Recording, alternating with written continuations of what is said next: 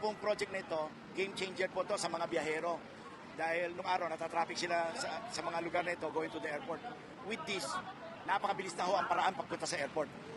Kaya, with DPWH and DOTR cooperation, napakabilis po natin natayo itong mga ito. At in fact, inutos pa sa akin ni Secretary Vince Dizon and Secretary Banoy na yung Skyway pinapalaparan natin ngayon dahil from 7 lane magiging 8 lane. Wala na pong traffic yan after next year. Ayan. So in short, napakarami natin trabahong ginagawa para gumanda ang takbo ng Pilipinas.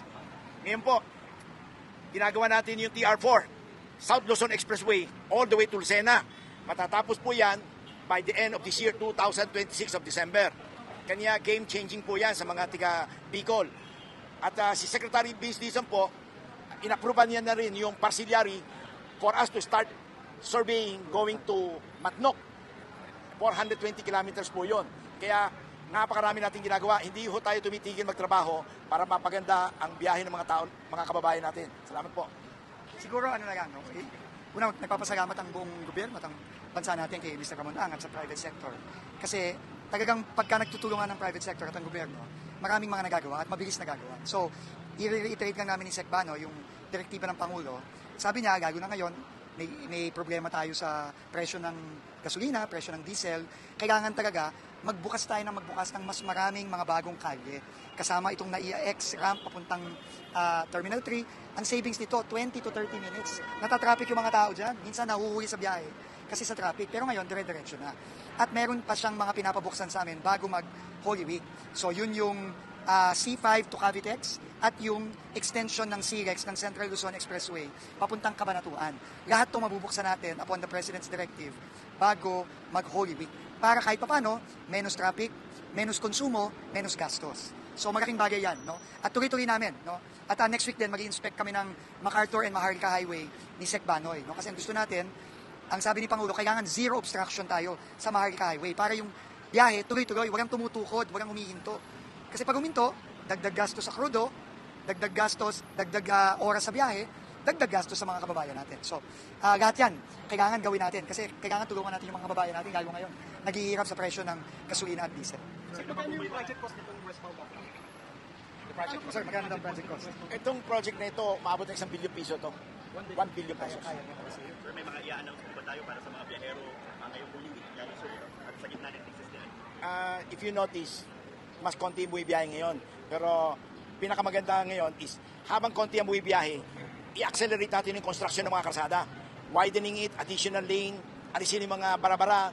So para pagbalik ulit, pag normalize ng buhay, ay maluwag na uli.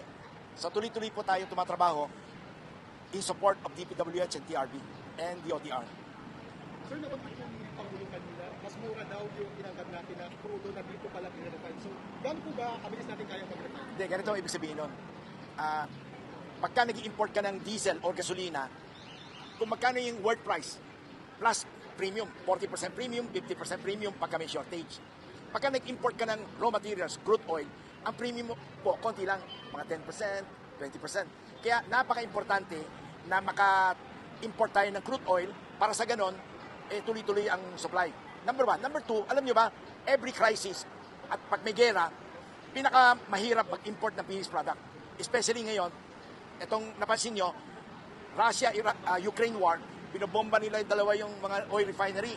Itong naman nangyari sa Iran war, binobomba ng Iranian refinery ng Saudi, Dubai, Abu Dhabi, lahat sila, Qatar. So therefore, yung supply ng galing sa refinery, halos bumaba na. Nung araw, ang refinery capacity versus demand, malaki. Ngayon po, halos wala na. Kaya very important na magkaroon tayo ng refinery. Kung walang refinery, saan ka bibili ngayon ng finished product? Yan ang ibig niya sabihin. Sir, how do we yun? Parang how fast can we refine yung crude oil na naaangkat natin? Given na we're down to just one refinery plant. Hindi bale. Even with one refinery, we can supply at least 30 to 35% of pure consumption. Parang ikaw, dati ka kumukonsumo ng 100 liters. Kung may 35 liters ka, di magagawa mo pa rin lahat ng trabaho mo. Nabawasan mo lang yung pasyal mo, date mo, yung mga gano'n. In short, very important na meron talagang supply kahit na 35% of Philippine consumption.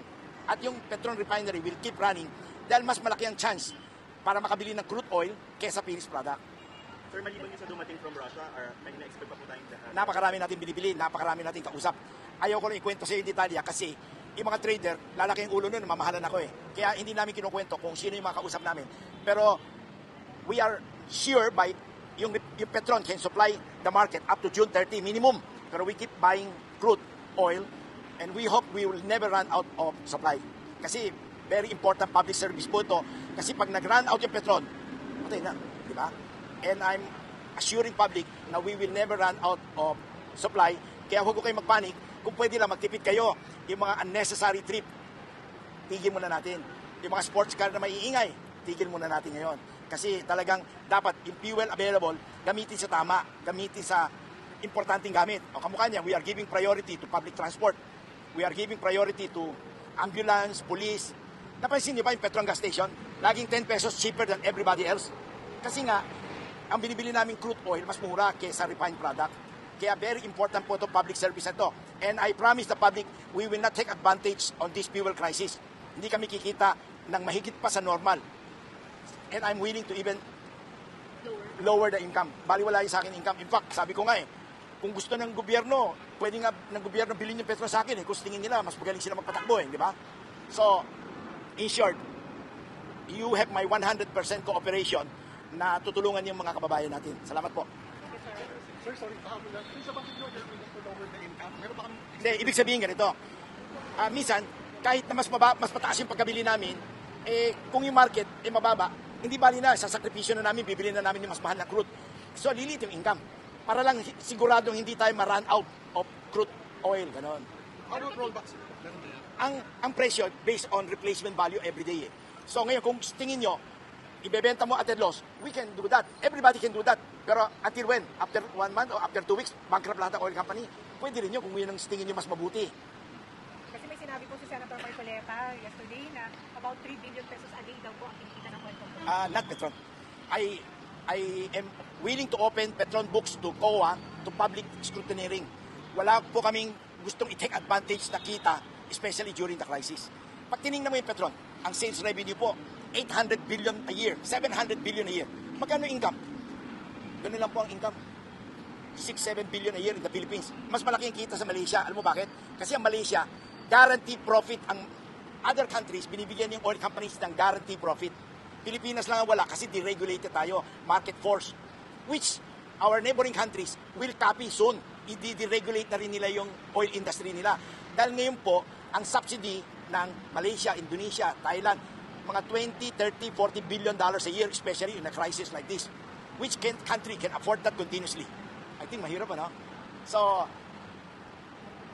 maasahan nyo na we will make sure na hindi maubusan ng fuel ng Pilipinas. Salamat po. Sir, are you open to if the government imposes price caps, price ceiling on oil? And nabanggit niyo po, kung okay kung sa tingin ng gobyerno tama na take over yung Petron, were you able to discuss this? Ganito po, yung sinasabi mo, price control, pwede gawin ng gobyerno yan, price control.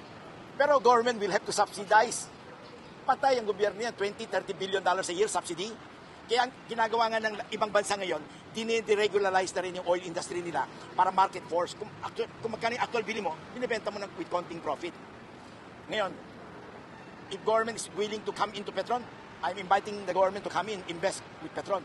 And they can take major stake or the whole company. I don't mind. Salamat po.